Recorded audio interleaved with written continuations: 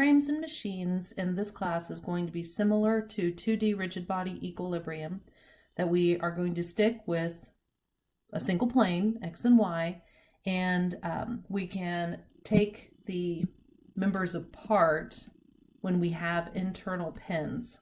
Okay, so two things to look at when we're doing frames and machines. First is search for two force members.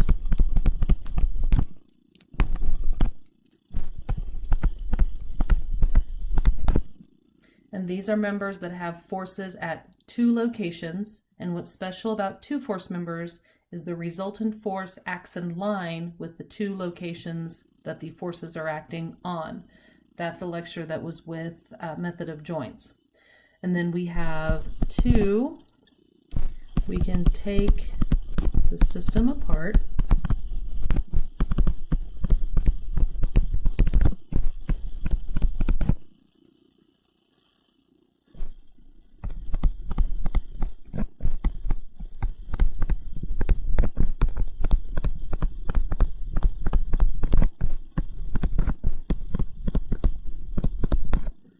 And represent the connection with vectors. We did one like this with an internal pin for 2D rigid body equilibrium.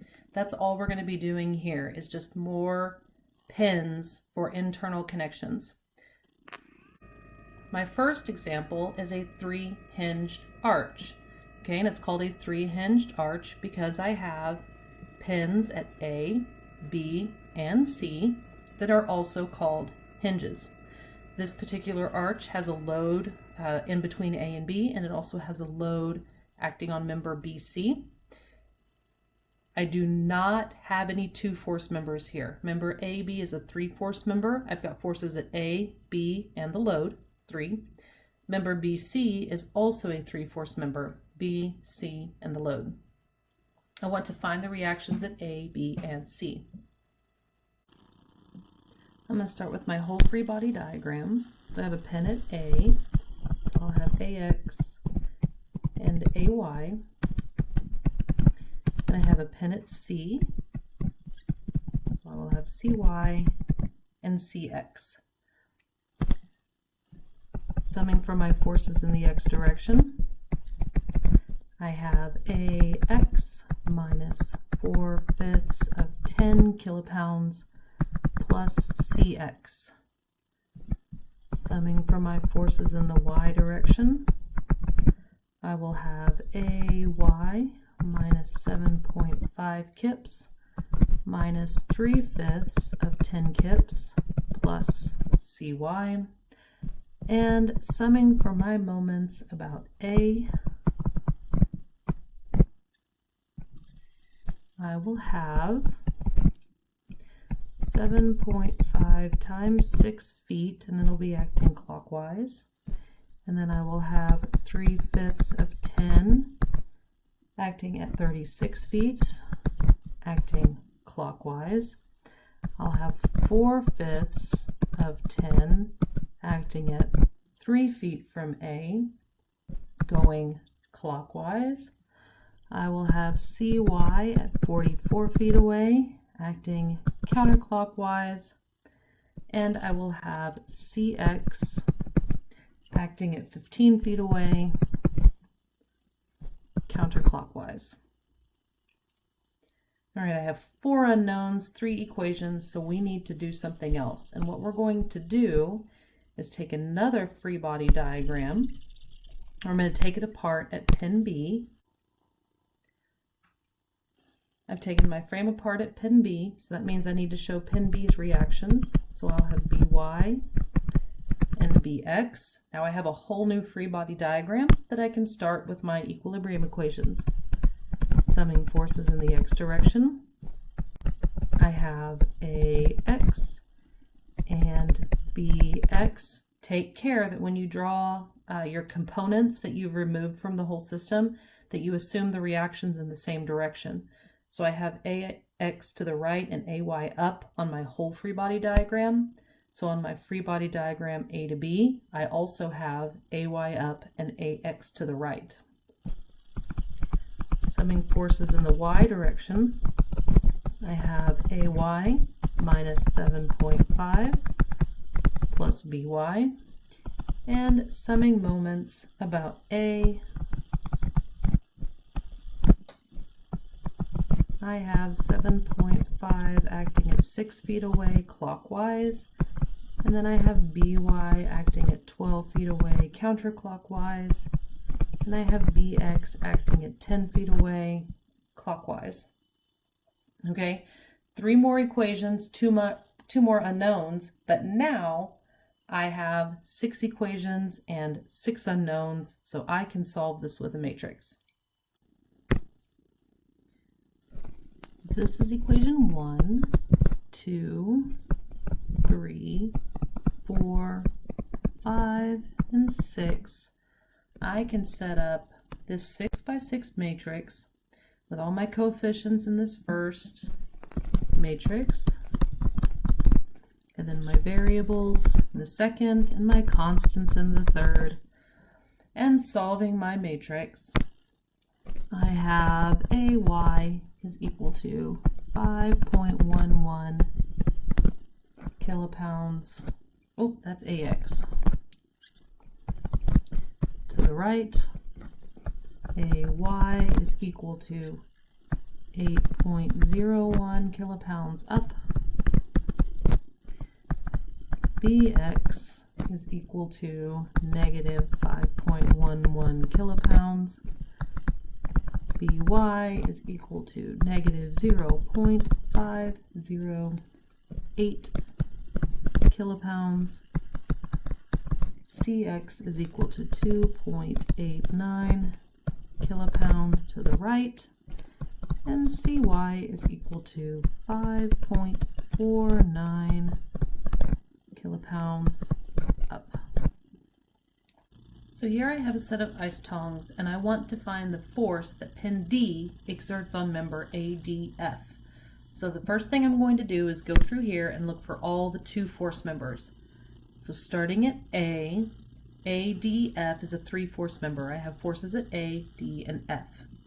Member AB is a 2 force member. I have forces at pin A and forces at pin B. So I'm going to highlight that. Okay, this is a symmetric system, so that means that CB is also a 2 force member. I have forces at C and forces at B. Force DE is also a 2 force member. I have forces at pin D and forces at pin E.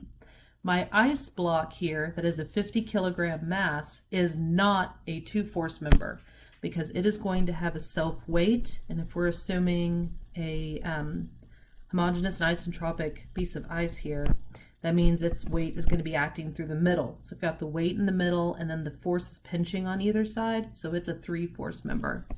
And that weight is going to be 50 kilograms times gravity, which is 490.5 newtons, okay? For this entire system to be in equilibrium, that means my supporting force F also needs to be 490.5 newtons. All right, to find the force that pin D exerts on member ADF, I need a free body diagram. So here is my member ADF. I'm going to have my 2 force member here with force AB that is acting in line with A and B, so that'll be a 4, 3, 5. And then I have force DE. And then I have force F. Since it's a 3 force member, I'm going to have 2 forces here, Fy and Fx. I have 1, 2, 3, 4 forces on one member, so I am not able to solve for this 3 force member. But we can write out the equations and get started. So some forces in the x direction, I will have 3/5 of force AB plus force DE plus force X. Summing for forces in the y direction, I will have 4/5 of force AB, and that is acting down, plus Fy. And it's pretty small here, but there is a distance between D and F. And doing the math up there, we find that that distance is 90 millimeters. The system is symmetric, so I can sum moments about F, and I will have 3/5 of force AB, that is 650 millimeters away, causing a clockwise rotation. I will have 4/5 of FAB, that is 90 millimeters away, causing a counterclockwise rotation. Then I will have force DE, that is 300 millimeters away from F, and it is causing a clockwise rotation. 1, 2, 3, 4 unknowns, 3 equations, so I need to move to some other help. I see here from my forces of my summing moment forces that if I know what AB is, then I can solve for DE, and that's what I'm looking for. So I'm going to do a free body diagram of joint B. So method of joints here. So here is my joint B. I have my supporting force, the 490 newtons, and then I have my two force member forces that I have assumed in tension. Tension is acting away. So see here on member ADF, I assumed that AB was acting away. So that means on joint B, I also need to have it acting away, equal and opposite Newtonian, okay? So since this is a joint, I'm going to sum forces in the x direction, and we will have minus 3/5 of FAB plus 3/5 of FBC. So from this equation, we see that FAB is equal to FBC. So I can sum forces in the y direction, and we will have 490.5 newtons plus 4/5 of FAB plus 4/5 of FBC. And we already said that they were equal to each other, so I'm going to come in here and plug in FBC, and we find that FAB is equal to FBC is equal to a negative 306.5625 newtons. So I assumed it in tension. The negative sign means it's actually acting in compression. So I can come up here and plug that into this equation, negative 306.5625, because I assumed it in tension up there, so that means that I need to change that sign, 5625, and plugging in that, I find that FDE is equal to 325 newtons, and it did end up positive, which means it is acting in tension. This time I'm given my little crushing system. So if I pull up on A, it pivots about B, is held in place by member CD, pushes down on member CE to piston E where it crushes my little red ball. I want to find that crushing force in piston E. I'm going to start by looking over my system and seeing where my two force members are. I have two force members in this system. Member CE, forces at pin C and pin E, and member CD, forces at C and forces at D. So with those two force members, I can draw my free body diagram, ABC.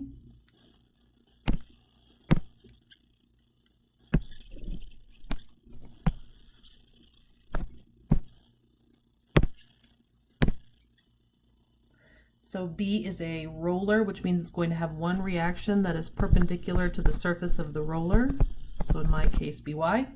And then I'm going to have force CE that is acting here at a 9, 12, 15 slope. and then member CD that is acting at a 6, 6, so that's going to be 1, 1 square root of 2 slope when I simplify that. Okay, 3 unknowns on one member, so I can start solving my equilibrium equations. Summing for forces in the x direction.